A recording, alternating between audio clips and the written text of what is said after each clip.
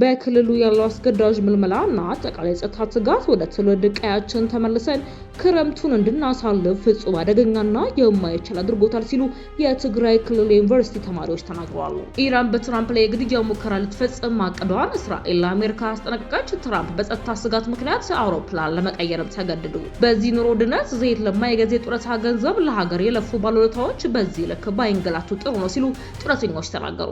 የቮይስ ኦፍ ኢትዮጵያን ቤተሰቦች ሰብስክራይብ ማድረጋችሁን እያስታወስናችሁ በዝርዝር ወደምንመለከታቸው ጉዳዮች እናልፋለን።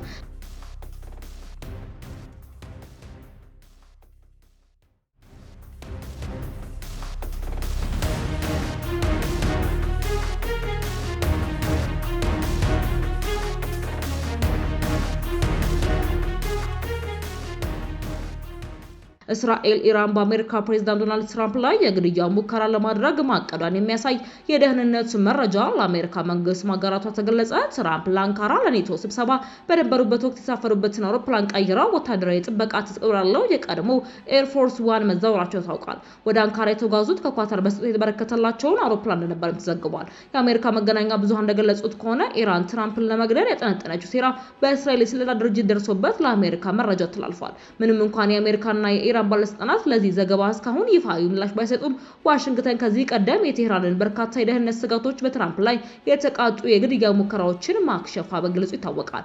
ትራምፕ ወደ ቱርክ ያቀኑት በቅርቡ ከኳታር መንግስት በስጦታ የተገኘውን አዲስ በታደሰው ዘመናዊ ኤርፎርስ ዋን አውሮፕላን ነበር። ይሁን እንጂ ከቱርክ ተነስተው ወደ እንግሊዝ ለሚያደርጉ ጉዞ በድንገት በሰማያዊ ቀለም ወደሚታወቀውና ይበልጥ ወታደራዊ ጥበቃ ወዳለው የቀድሞ አውሮፕላንም ተቀይረዋል። የአሜሪካ ደህንነት መስሪያ ቤት ባስተላለፈው የጥንቃቄ መመሪያ መሰረት የቀድሞ አውሮፕላን የሚሳኤል ጥቃቶችን አቅጣጫ የሚያስቱና ከራዳር እይታ የሚሰውሩ ዘመናዊ ወታደራዊ የደህንነት ሲስተሞች የተገጠሙለት በመሆኑ አሁን ካለው የጸጥታ ስጋት አንጻር ይበልጥ አስተማማኝ ሆኖ ተመርጧል። የነጩ ቤተ መንግስት ቃል አቀባይ በበኩላቸው ቀጠናው በርካታ ጠላቶች ያሉበት በመሆኑ አሜሪካ ፕሬዝዳንቷን ለመጠበቅ የምትችለውን አቅም ሁሉ እንደምትጠቀም አሳውቀዋል።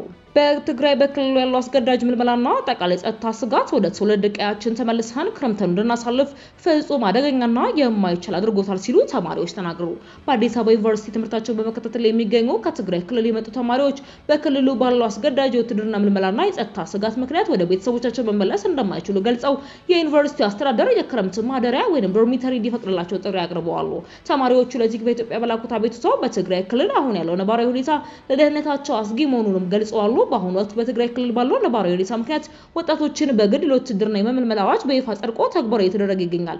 ይህ ህጋዊ የተደረገ አስገዳጅ ምልመላና አጠቃላይ ጸጥታ ስጋት ወደ ትውልድ ቀያችን ተመልሰን ክረምቱ እንድናሳልፍ ፍጹም አደገኛና የማይቻል አድርጎታልን ብለዋል። ወደ ክልሉ መመለሳቸው ከአካላዊ ደህንነት ስጋት ባለፈ የጀመሩትን የከፍተኛ ትምህርት ጉዞ ሙሉ በሙሉ ሊያቋርጥባቸው እንደሚችልም ተማሪዎቹ ስጋታቸውን ገልጸዋል። በአዲስ አበባ ውስጥም ሌላ ምንም አይነት መጠጊያ ወይንም ተለዋጭ ማረፊያ እንደሌላቸው የገለጹት ተማሪዎቹ የግል ቤት ተከራይቶ ለመኖር ደግሞ የኢኮኖሚ አቅማቸው እንደማይፈቅድ አስረድተዋል።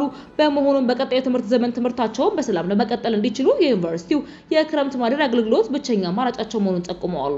ይሁንና ይህንን ችግራቸውን በመግለጽ ለዩኒቨርሲቲ አስተዳደር ጥያቄ ቢያቀርቡም ተገቢው ምላሽ እንዳላገኙም ገልጸዋል። ተማሪዎቹ በቅሬታቸው ወደፊት ተስፋችንና ደህንነታችንን ከግምት ውስጥ በማስገባት በክረምት ወራት በዩኒቨርሲቲ ማደሪያ ውስጥ እንድንቆይ እንዲፈቀድልን ጥሪ ብናቀርብም ምላሹ ትግራይ ውስጥ ሰላም አለ የማይቻለው በጀት የለም በማለት ከልክለዋል ነው ያሉት። ቲክ በኢትዮጵያ ምላሻቸው የጠየቃቸው የአዲስ አበባ ዩኒቨርሲቲ የኮሚኒኬሽን ዳይሬክተር ኤልያስ ወርቁ መረጃ እንደሌላቸው ተናግረዋል። አጣርተው ይነግሩ እንደሆነ ስንነግራቸው አስቸኳይ ስራዎች ስላሉባቸው መሆኑን በመግለጽ ምላሽ ከመስጠትም ተጎድበዋል። ጉዳዩን በተመለከተ ቲክ በኢትዮጵያ የአዲስ አበባ ዩኒቨርሲቲ አካዳሚክ ምክትል ፕሬዝዳንት ዶክተር ጄሉ ኡመር እንዲሁም በትምህርት ሚኒስቴር የአካዳሚክ ጉዳዮች መሪ ስራ አስፈጻሚ ኤባ ሚጄና የስልክ ጥሪ ቢያደርግም ሊሳካለት አልቻለም። ከዩኒቨርሲቲም ሆነ ከሚመለከታቸው የመንግስት አካላት ምላሽ እንዳገኘን የምናካት ይሆናል ብለዋል። የቮይስ ኦፍ ኢትዮጵያን ቤተሰቦች ዳግም ሰብስክራይብ ማድረጋችሁን እያስታወስናችሁ ሌላ ጉዳያችን እናልፋለን።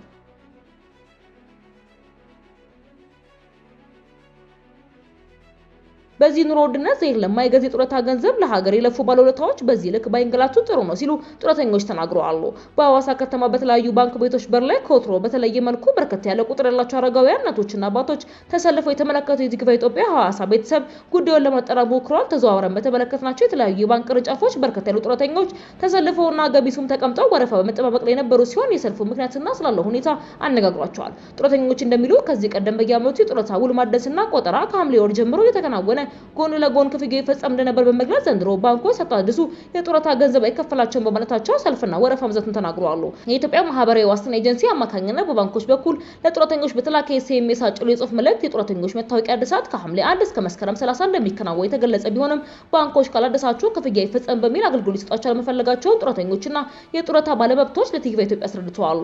በአንዳንድ የባንክ ሰራተኞች ያለው መስተንግዶ ጡረታ መብት ሳይሆን ምጽዋትና ድጎማ ይመስላል። ለነዚህ ለሀገር ባለውለታዎች ክብር በማይመጥን ሁኔታ የሚስተናገዱት ያለው ሌላ አስተያየት ሰጪ አሁን ላይ በስራ ላይ ያሉ ወጣቶችና ጎልማሶች ይህ ህይወት ነገ እነሱም እንደሆነ ተረድተው እነዚህን አቅም የሌላቸውን አረጋውያን፣ አካል ጉዳተኞችን አልፎ ህመምተኞችን መንከባከብና ማገዝ ሲሆን ማመስገንም ያስፈልጋል ብለዋል። ኤጀንሲው በበኩሉ ክፍያ ይከለከል የሚሉት አቶ ተሸመ ከሐምሌ 30 በኋላ ባንኮች በክፍያ መከልከል የሚችሉት ከኤጀንሲው ለሰደዱ ሰዎች ክፍያ እንዲቆም የግድ ደብዳቤ ሲጻፍ ብቻ ነው ብለዋል።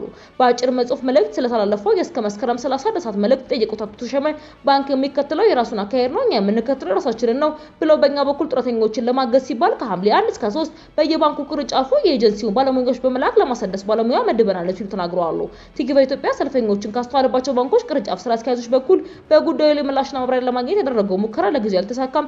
ለሰልፉና ወረፋው ግን ሁለቱም አካላት የተናበበና ግልጽ መልእክት ለጡረታ ባለመብቶቹ ባለማስተላለፋቸው መሆኑም ተስተውሏል። የቮይስ ኦፍ ኢትዮጵያ ቤተሰቦች ዳግም ሰብስክራይብ ማድረጋችሁን እያስታወስናችሁ በሌላ አዲስ ነው የመረጃዎች ዳግም እስክንገናኝ ድረስ በደህና ቆዩ።